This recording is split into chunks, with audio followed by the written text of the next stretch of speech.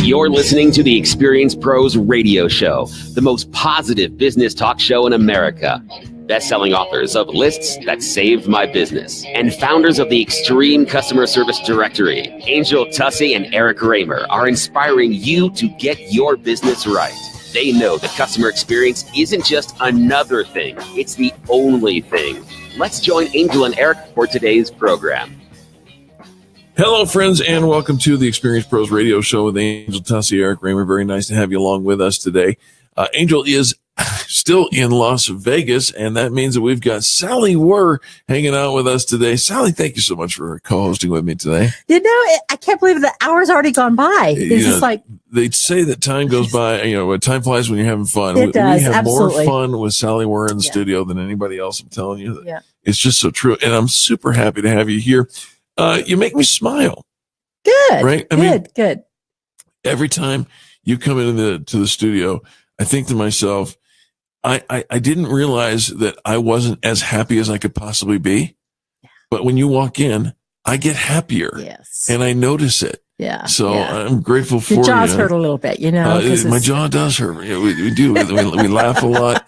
And speaking about laughing a lot, Sally, I got an interesting article that I want to just chat with you a little bit about. And it's written by Jacqueline Smith. Okay. Now, when I first saw Jacqueline Smith, I thought, is that Charlie's Angel? That's who I'm thinking, right? It's not. No, okay. No, it's a young lady who works with Forbes magazine. And Jacqueline Smith wrote an article that several years ago talking about the 10 reasons why humor is a key to success at the office. Yeah.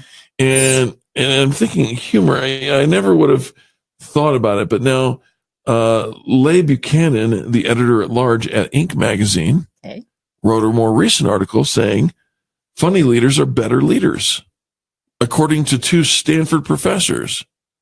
So do you, what are you for humor or against it? I think that everybody does a better job if they enjoy it and are having fun. So I like humor. Yes. I think practical jokes I would be more inclined to be, I don't know that I'm actually a really funny person. I'm not a funny person. I'm a happy person. Happy, right? But I love practical jokes. I love humor. Well, you gotta be careful with practical jokes in the office place. Yes, you do.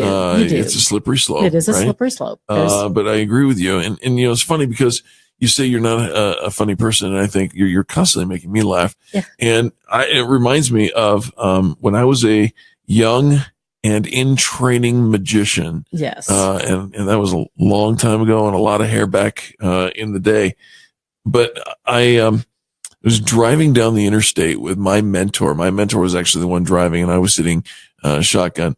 And we were having a conversation about style and, you know, finding your individual style on stage as a performer. I'm a magician, right?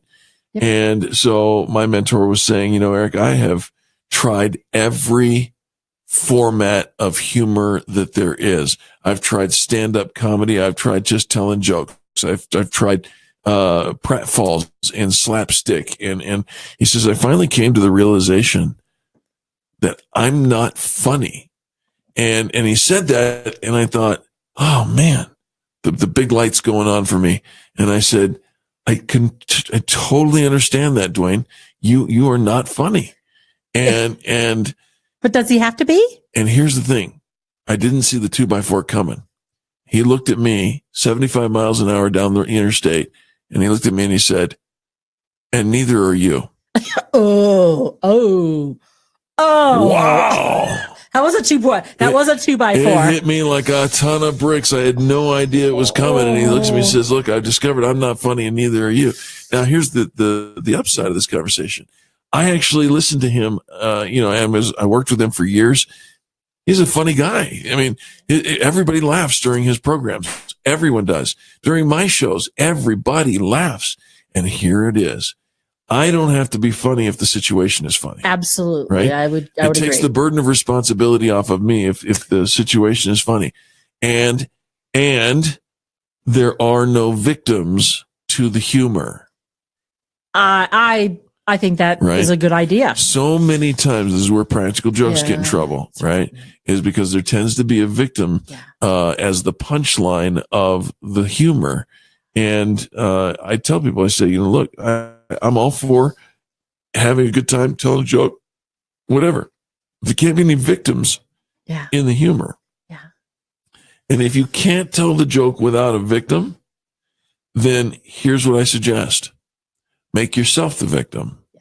Yes. You take the brunt of the joke, because when somebody comes up to my stage, they almost always leave the hero, right? Or the heroine. And I'm not talking about the opioid. Yeah. They're the ones that are the stars of the show. Yeah. So here are the, according to Forbes magazine, 10 reasons why you need to have humor. And I'm not going to go through all 10, but Robert Half International Survey found that 91% of executives believe that a sense of humor is important for career advancement. Wow. Right? Did they give a reason why? 9 out of 10. Didn't give a reason why. No, but they said that a sense of humor is important for career advancement. 84% feel that people with a good sense of humor do a better job.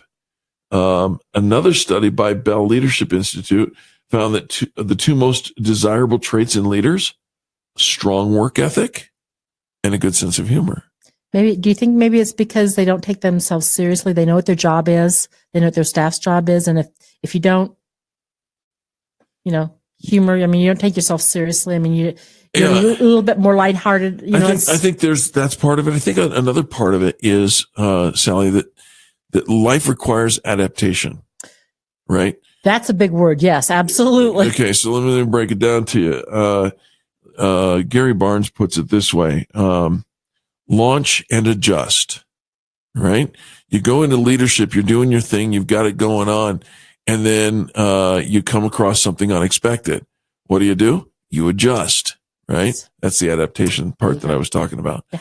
And so many times we get either paralyzed by the failure to launch, or we go out there, we launch, and something takes us for a curve, and we're not prepared. And if you don't have that sense of humor, you can't laugh it off and adjust. Then you're going to go off the rails. And if you go off the rails, ain't nobody thinking that's funny at all. No. Professor Jennifer Aker and lecturer Naomi Bagdonis teach a course at Stanford about humor in business. The average age of their students is about 23 years old, coincidentally the same age at which people's assessment of how funny they are sails off a cliff. He says it's about the time people start to laugh less. At 23 years old. Now, Sally, this comes as a surprise to you because you are a perpetual smile. Yeah. I was born this way. You were born. Lady Gaga would be proud. Yes. Right? Yes. But here's the thing. Humor is not fail-proof. That's true. Research also shows the displays of appropriate humor raise perceptions of confidence in competition, which in turn increase status. Humor is linked to intelligence. Oh, so cool. If you're witty, I for years I would tell this audience right here on the radio show, I, Eric Raymer, am witty, and for years Angel would come back and laugh, and I said, "See," and she's like, "No, I'm laughing at the notion of you thinking that you're witty."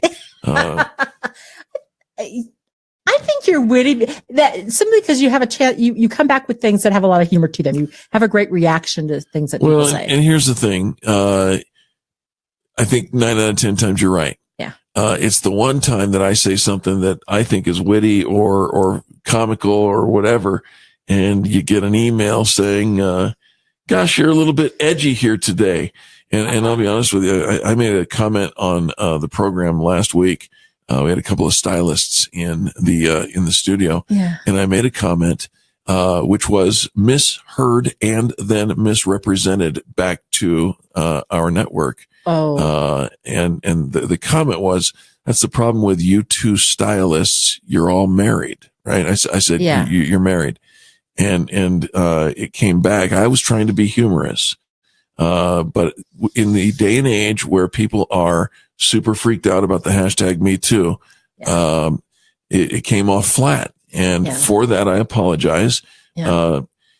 I think people need to take a step back and realize that, one line out of 5,000 hours is not, and maybe they say, well, there's more than one line.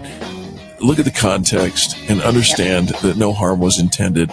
But there it is. Humor, edgy, slippery slope sometimes. You got to be careful. And I'll promise to keep working on getting better. There you go. We'll be back right after these messages. Sally Wert, Eric Kramer. This is the Experience Pros Radio Network.